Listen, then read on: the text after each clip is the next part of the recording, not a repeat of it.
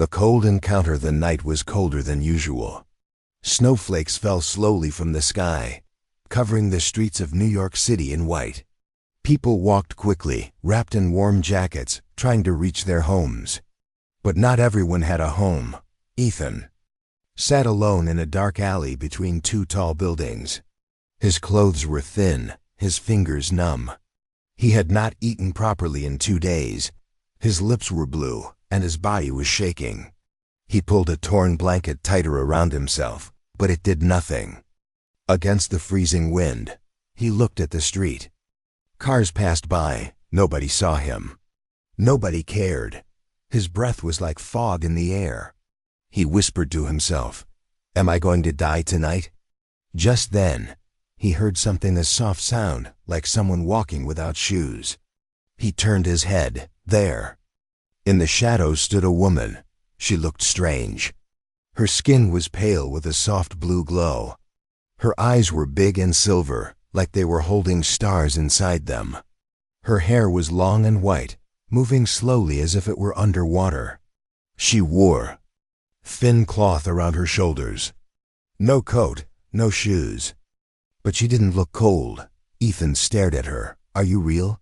he asked, his voice weak. The woman slowly walked toward him.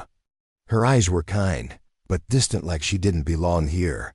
She knelt beside him and said softly, "You are freezing." "Human, take my heat." Ethan didn't understand. Was this a dream? A joke? Before he could move, she leaned in and hugged him. He expected to feel cold. Instead, he felt warmth, not just normal warmth. It was like fire, but soft and safe. The heat spread through his chest, down his arms, into his legs. His fingers stopped. Shaking, his heart felt stronger. He gasped, "What are you?" But the woman said nothing. She just held him tighter. And then everything went black. Ethan woke up slowly. His head felt heavy, but his body was warm. He was lying on a soft surface. A blanket was over him. He sat up and looked around. He was inside a small room. It looked like a storage shed, but there was a heater in the corner. A bottle of water and some bread were on the floor beside him. The woman was gone. Ethan stood up and checked the door. It wasn't locked. He stepped outside. The snow had stopped falling. The sky was gray, and the city was waking up. He looked around, trying to find her. Where did she go? He searched the alley, the street, even the nearby park. But she was nowhere. Then he noticed something in his pocket. It was a small object, cold and smooth, shaped like a stone. But it had lights on it. Strange symbols glowed softly on its surface. He turned it over and saw something like a fingerprint scanner. He touched it by accident, and it came alive. A small blue light floated above it. Lines of glowing text moved in the air. Ethan couldn't read it. It wasn't any language he had seen before. Suddenly, a voice whispered from the device, "He is the one. Protect him. He will remember." Ethan dropped the object. His heart beat fast. What is this? He picked it up again, carefully. The voice didn't return. But the light stayed, softly blinking. He looked up at the sky. Who was she? That night, Ethan returned to the same alley. He waited for hours, hoping to see her again. He even lit a small fire at a metal can and sat near it, keeping the stone-like device in his lap. But she didn't come. Instead, someone else was watching. Far away, standing near a building across the street, a man in a black coat and dark sunglasses stared at Ethan. He spoke into a small earpiece. "He has the artifact," the man said, "and he's awake." He stepped back into the shadows. Ethan didn't know yet, but his life was about to change. The freezing night had brought him something strange, something powerful. And someone had given him a gift. Or maybe a curse. But one thing was clear. That woman wasn't human, and he was no longer just a homeless boy. He was part of something much, much bigger. The mark of another world. Ethan had not slept the whole night. He sat on a bench in the park, holding the strange object in his hand. The lights on it still blinked slowly. It was warm now, like it was alive. He stared at it for hours, thinking about the woman, the one who saved him from the cold. Who was she? Why did she call him human? And what was this thing she left behind? He looked at the sky. Morning light pushed through the clouds. The city was waking up again, but everything felt different. He felt different. His fingers had strange marks now. Thin glowing lines like a circuit ran across the skin of his right hand. They weren't tattoos. They weren't scars. They pulsed with a soft blue light. Just like her. Ethan stood up. He needed answers. He walked to the nearest library. It was quiet and warm inside. He sat at a computer, placed the glowing object beside the keyboard, and began searching. Blue alien lights on skin, strange symbols glowing stone. Woman with silver eyes, nothing helpful. He sighed and leaned back in the chair. Then, he touched the object again. Suddenly, the screen of the computer flickered. Blue light shot from the device and connected with the monitor. The screen turned black, then glowed with moving symbols, circles, stars, and lines. The lights in the library flickered. A child nearby stared at him. Ethan quickly pulled the object away. The screen returned to normal. He looked around. No one else had noticed what just happened. His heart was racing. This is not from Earth, he whispered. He left the library and walked into an empty alley behind the building.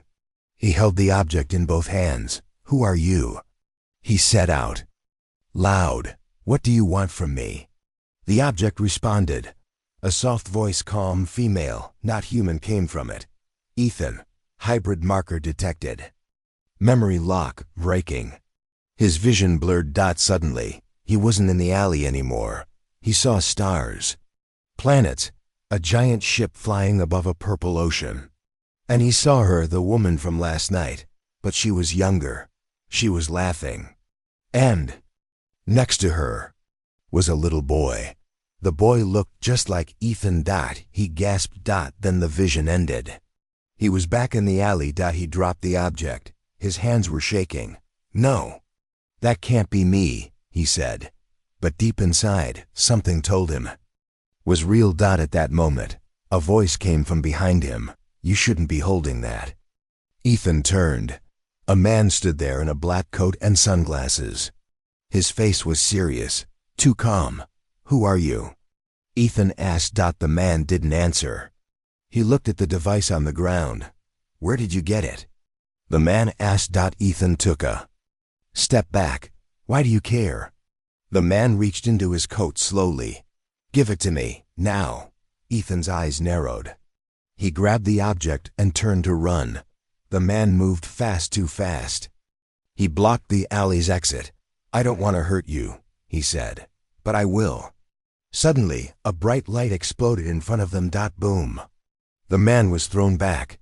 Ethan hit the ground, but someone grabbed his hand and pulled him up. Run! A familiar voice said. It was her. She was back. Zara, yet her skin glowed brighter now. Her silver eyes were serious, full of urgency. They ran through the alley, through the back streets of the city. Behind them, the man in black shouted something into his earpiece. Subject is escaping with the alien. Activate drones. Level 2 response. Zaraya. And Ethan hid inside an old warehouse. Ethan was out of breath. You came back, Zaraya nodded. I had to. They found you faster than I thought. Who are they? Ethan asked. Hunters, she said. From a secret human group. They take alien tech and turn it into weapons. They don't care who gets hurt. Ethan looked at her. Why me? Why did you save me? Zaraya touched the object in his hand. Because you're not just human. Not fully. You're connected. To my world, Ethan. You carry something inside you that they want. He looked at his glowing hand. What am I? Zaraya's voice became soft. You are the key. The alien truth silence filled the old warehouse. Dust floated in the golden sunlight coming through broken windows. In the corner, Ethan sat on the floor, staring at his glowing hand. The strange lines on his skin were brighter now, moving slowly.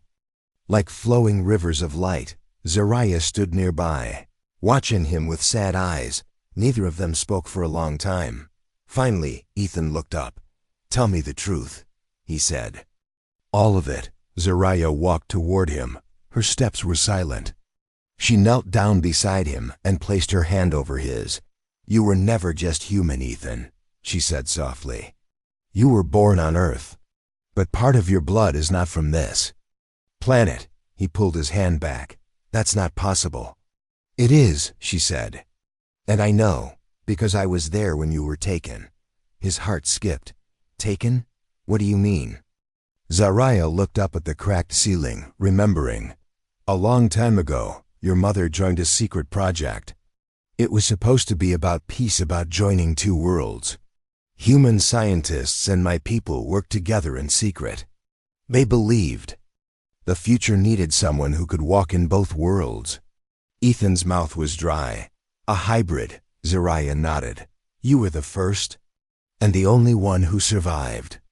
Ethan stood up and began to pace. His thoughts were spinning. "You said you were there. You knew my mother?"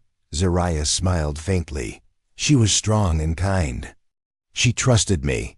When the project failed, when the government shut it down and tried to erase everything, she begged me to protect you." "Why didn't she protect me herself?" Zariah looked away. "She tried. But Unit Black found out. They came for her. She made a deal. Gave them false data so she could hide you. Then she disappeared. No one has seen her since." Ethan's legs felt weak. "So she might still be alive?" Zariah didn't answer. He sat back down, burying his face in his hands. "Why didn't I remember any of this?" "The memories were locked," she said, "to keep you safe. But now you're waking up, your body is changing, your mind is remembering." Suddenly, a sound echoed from outside. Mechanical hum. Zariah's head snapped toward the door. "Drones, they found us." She grabbed Ethan's arm. "We have to move." Ethan stood, confused. "But where?" "We can't keep running forever." Zariah pointed to the glowing object in his pocket. "That device is more than a memory key. It's also a map. It can lead us to the last alien outpost on Earth." Ethan blinked. "There's an alien base here?" "Yes. Hidden deep underground, far from the cities. That's where you'll find the full truth. And your mother's final message." The warehouse doors burst open. 2 black drones flew in silent. Floating, red lights blinking. Zariah raised her hand. A wave of energy pushed the drones back. One exploded against a wall. The other fired a net, but Ethan caught it midair. Without thinking, he crushed it with glowing hands. He stared at his own strength. "I didn't even mean to do that." Zariah looked at him with awe. "You're unlocking your power faster than I thought," she whispered. "The bond between your two halves is waking up." "But what happens when it's fully awake?" he asked. She looked into his eyes. "You won't be just Ethan anymore." They escaped through the back of the warehouse, running into the rising light of the morning. As they reached a quiet street, Zariah stopped. "Wait," she said. She reached into a small pouch and pulled out a thin silver shard. She pressed it to Ethan's neck. He winced. "What was that?" "It's a translator chip," she said. "You'll need it where we're going. Some things you'll hear are not from this world." Ethan took a deep breath. "Are you sure I'm ready?" Zariah gave a small, sad smile. "No, but the world doesn't wait for readiness. It waits for strength." Somewhere far away, in a dark underground base, the man in black coat stood before a screen. On it was Ethan's face, marked, glowing, no longer ordinary. He turned to a woman in a gray uniform. "The hybrid is active." She nodded. "Do we proceed to phase 2? He smiled. "Yes, let them run. We'll follow the signal." Chase across. 2 worlds' snow crunched beneath their feet as Ethan and Zariah ran through the dark forest outside the city. Moonlight filtered through the trees. Cold air burned Ethan's lungs, but he didn't stop. Zariah moved like she belonged to the night silent. Fast, focused. They had been running for hours. Behind them, black drones flew low, searching. One scanned the ground with a red beam. Another hovered in the trees like a silent predator. Ethan whispered, "How do they keep finding us?" Zariah looked at the glowing marks on his hand. "You're changing. They can track the energy in. Your blood now." He stared at her. "So what do I do?" "Stop glowing?" Zariah smirked slightly. If only it were that simple. Suddenly, a sharp sound click like mechanical wings. Zariah grabbed Ethan and threw him behind a fallen log just as a dart flew past and struck a tree. The tree hissed and started freezing where the dart hit. "Plasma frost," she said. "They're getting serious." Ethan peeked over the log. "If we don't make it to that alien outpost... What happens?" Zariah's voice was quiet. "Then, Earth will lose its last hope." They reached a large rock wall hidden behind thick bushes. Zariah pressed her hand against it. Her fingers glowed, matching the stone's pulse. A circular panel appeared. "This is it," she said. "The door of the forgotten." The wall shook. Dust fell. Then whoosh. A hidden passage opened. They stepped into the darkness. Inside, glowing vines lit the path. The air smelled of old metal and earth. The tunnel led down, far below the forest. It felt like they were entering a different world. Zariah spoke as they walked. "Thousands of years ago, we came here from the stars not to conquer, but to protect. We hid among you, watched, learned." Ethan listened, still confused. "Then why did the humans turn against you?" "They feared what they didn't understand. And those who seek power, they always destroy what they can't control." The tunnel opened into a giant underground chamber. A ruined alien ship rested in the center, half buried, vines crawling over it. Strange glowing symbols covered the walls. Zariah walked up to a console and placed the glowing stone device into a slot. Everything lit up. Holograms rose into the air, star maps, energy readings. A symbol that pulsed with life. Ethan's eyes widened. "This place. It's alive," Zariah nodded. "Welcome to the Ark, the last alien command ship on Earth." The ship's AI activated. A calm voice echoed. "Hybrid recognized. Access granted." "Welcome, Ethan." Ethan stepped closer to the main console. "How does it know me?" Zariah's voice was soft. "Because you were born for this." Suddenly, one of the walls lit up and a video appeared. It was a woman, human, strong eyes, gentle smile. Ethan's heart stopped. It was his mother. She spoke directly to him, like she knew this moment would come. "Ethan, if you're seeing this, it means your true self has awakened. I wanted to be there, but I couldn't. You carry the future of two worlds in your blood. You must decide what kind of bridge you will become.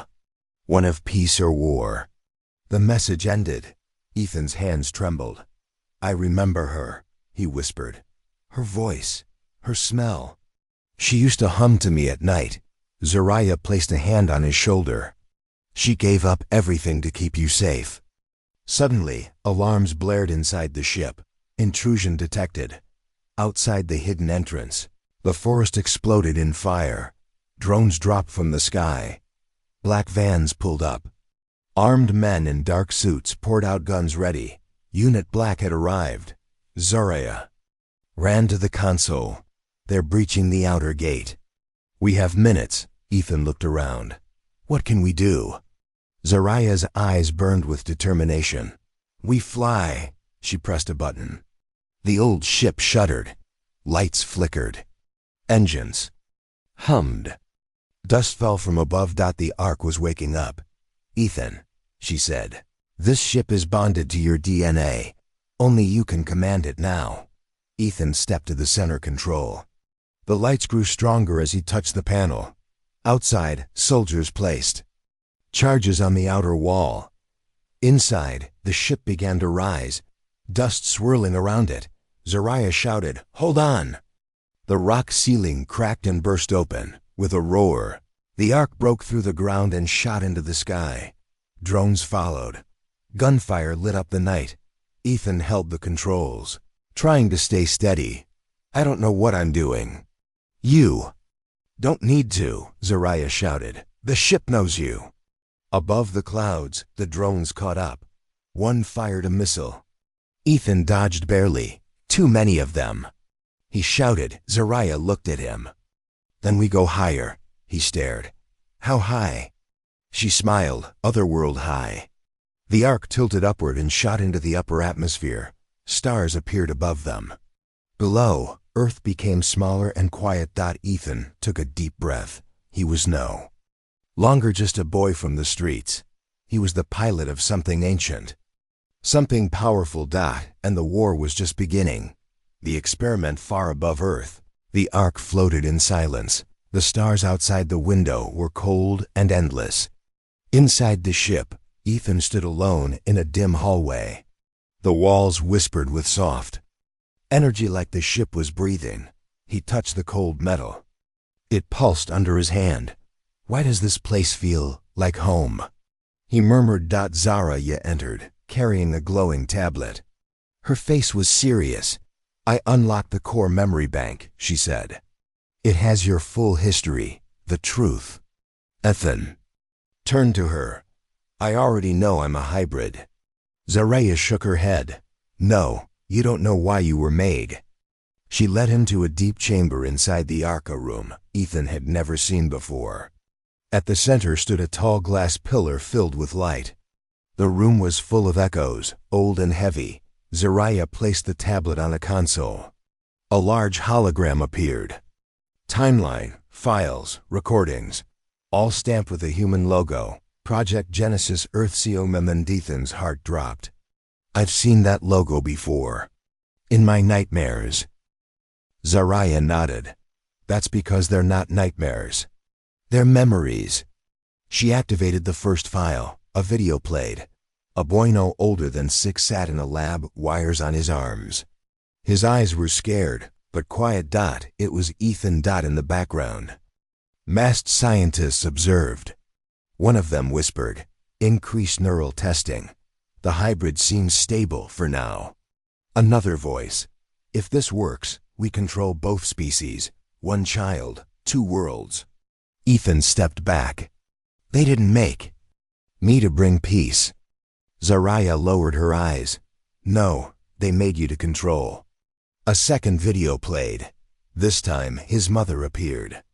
She was yelling at the other scientists. "He's just a boy. He's not a weapon." Someone responded coldly. "Then why give birth to him in a lab?" The screen went black. Ethan's breath shook. "All this time, I thought she saved me from something. But she was part of it." Zariah gently touched his arm. She changed. She broke away. She tried to stop them. That's why they came for her. That's why she had to disappear. He looked at her. "So I'm not just a child of 2 worlds. I'm a weapon built in secret." Zariah didn't answer. She didn't need to. Suddenly the ship's AI spoke. Unknown signal approaching.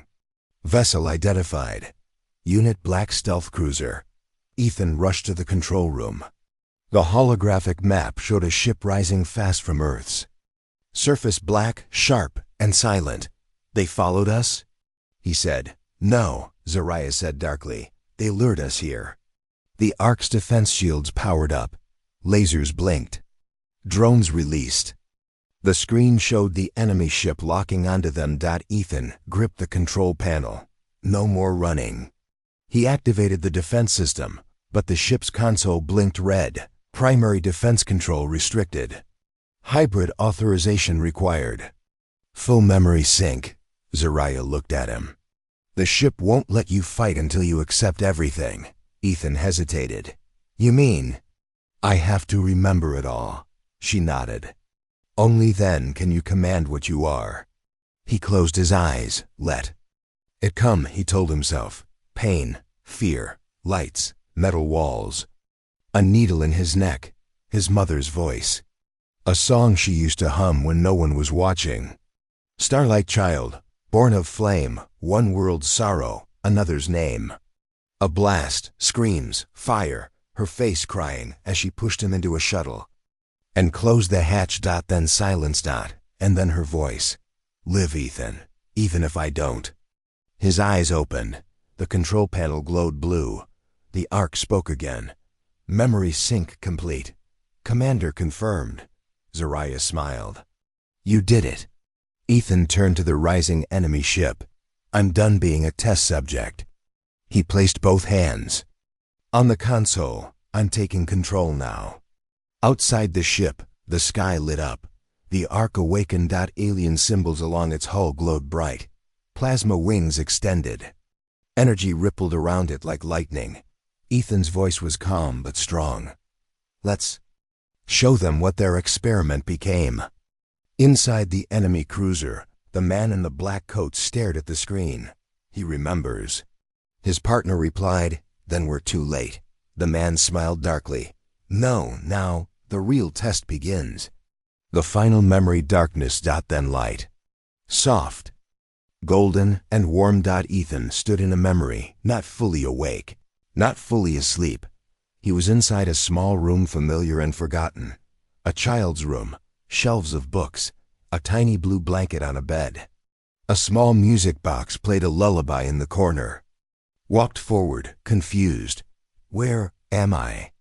A woman's voice answered, gentle and near. You're in the part of your mind they could never touch. Ethan turned. She stood there, his mother, not a video. Not a hologram, her. Younger, alive, beautiful and tired. Is this real? He whispered. She smiled. As real as love can be. Tears welled up in Ethan's eyes. I saw you die. Her smile faded. You saw what they wanted you to remember, but I'm not truly gone. A part of me lives in you, a final memory. Locked. Until you were ready. She stepped forward and touched his chest. You have the truth inside you. You always have. Suddenly, the walls of the room fell away. They were floating in space above Earth. Stars stretched across the void. Her face became serious. There's one more thing you need to see. The real reason Unit Black built you. A flash of white, and Ethan saw it all. A hidden chamber beneath Antarctica. A giant gate made of dark stone. Symbols carved in alien language. Scientists panicking. Soldiers guarding a massive vault. Inside that vault, something old, something pulsing, alive. A creature. Not human. Not alien. Something else, sealed for thousands of years, forgotten by both species, until humans found it. His mother's voice echoed. They weren't building you to protect Earth. They were building you to fight something older than Earth itself. Ethan fell to his knees in the memory space. What is it? A weapon? A prison? A god? No one really knows. But Unit Black calls it the Deep One. They believe only someone like you can face it. He looked at her, heart racing. Why didn't you tell me before? She touched his face. Because you weren't ready to carry the weight of 2 worlds and a third. Her image began to fade. The stars dimmed. Ethan, you were never made to destroy. You were born to choose. Don't become what they wanted. Become what we hoped for. You are more than science, more than power. You are the bridge. The memory faded. Ethan woke up with a gasp. The Ark floated in orbit. Zariah was by his side. You were gone, she said softly. Ethan sat up. His hands were glowing with golden light deeper than before. I saw her, he said. And I know what they're hiding. He moved to the control room. The Ark's map expanded, and Ethan pointed to a location deep in the southern pole. Here, under the ice, they've been guarding something. Zariah looked at the data. That's not human tech. No, Ethan said. It's not yours either. She froze. Then whose is it? Ethan answered with fear in his voice. It's older than both our species. The Ark sensors beeped. Zariah checked the feed. They've already started digging. There. Trying to open it. Ethan nodded. Then we have no time left. He looked at her with a quiet fire in his eyes. "Take us to Antarctica." Elsewhere on Earth, in a black facility beneath the ice, a vault door hissed as it opened. The man in the black coat stood before it. Behind the door was a large, obsidian chamber sealed with living symbols. A heartbeat echoed from the darkness. "Turn to his team. Begin the awakening." A scientist trembled. "But sir, the hybrid, he'll come. He'll try to stop this." The man smiled. "Let him. That's exactly what it wants." Heap for Humanity finale. The cold wind of Antarctica howled like a ghost from the past. The ark descended silently through storm clouds, its blue lights glowing like a star fallen from the sky. Snow whipped across the ancient ice fields as the ship hovered over a hidden black facility, half buried under frost and secrets. Inside the ship, Ethan stood at the window, silent. His skin pulsed with golden light. His eyes weren't just human anymore. They carried the weight of two civilizations, and the question of a third. Beside him, Zariah stared down at the dig site. "They've already opened the vault," she said. Ethan didn't speak. He was listening, not to her, but to something beneath the earth, and it was calling his name. 24 hours earlier, the black facility had cracked open a gate no one understood. It wasn't metal, it wasn't stone. It was alive, covered in ancient symbols that shifted when no one looked. The scientists had tried to study it. Then one touched it. He didn't scream. He simply vanished. And from the other side of the gate, a pulse spread out across the earth, a low, deep signal that reached satellites, cities, dreams. And it reached Ethan. Present moment. Zariah placed a hand on Ethan's shoulder. "You don't have to go down there alone." "Yes, I do," Ethan replied, calm. "It was always going to be me." He walked to the center of the Ark's command room. "I'm not just a weapon. I'm not their experiment anymore." He looked back at her. "I'm the answer." The Ark opened its underside like the petals of a flower. A beam of golden light lowered Ethan down to the icy wasteland. The snowstorm stopped. The earth waited. The facility below was in chaos. Sirens, empty halls, lights flickering. Everyone had either fled or disappeared. Ethan walked calmly through it all. The walls responded to his presence. Lights followed his steps. He reached the chamber. The vault was open. Inside stood the deep one. It had no clear form. It was shadow and memory, light and hunger. It was older than time, and yet it wore Ethan's face, but twisted, cold, empty. "You came," it whispered in a voice that was his, but hollow. Ethan stepped forward. "I didn't come to fight you. Then you came to lose." Ethan shook his head. "I came to choose." The deep one laughed, 1,000 echoes bouncing in the dark. "You are part of me.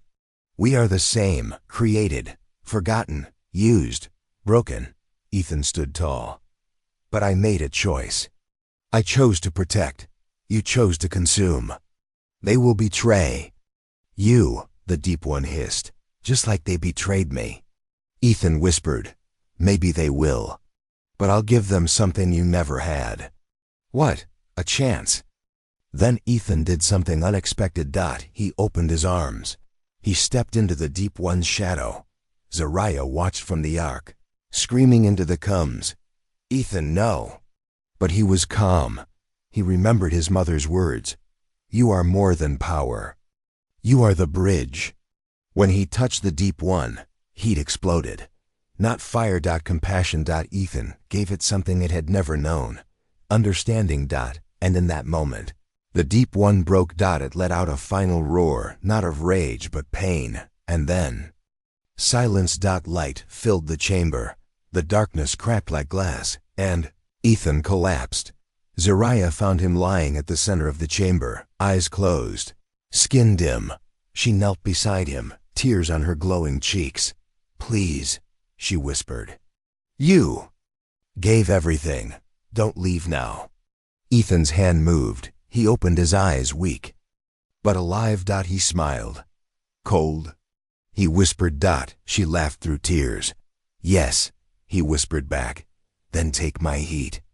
And they held each other in the quiet ruins of a war that never happened. Epilogue. Months passed. The facility was gone, sealed forever. The Ark became Earth's silent protector. Watching from above. Ethan now lived between worlds, not as a soldier, not as an experiment, but as a symbol. Some called him a hero. Others didn't believe he existed at all. But late at night, when the world was quiet, some swore they could feel it, a warmth in the cold, and the echo of a voice in the wind. You are freezing, human. Take my heat.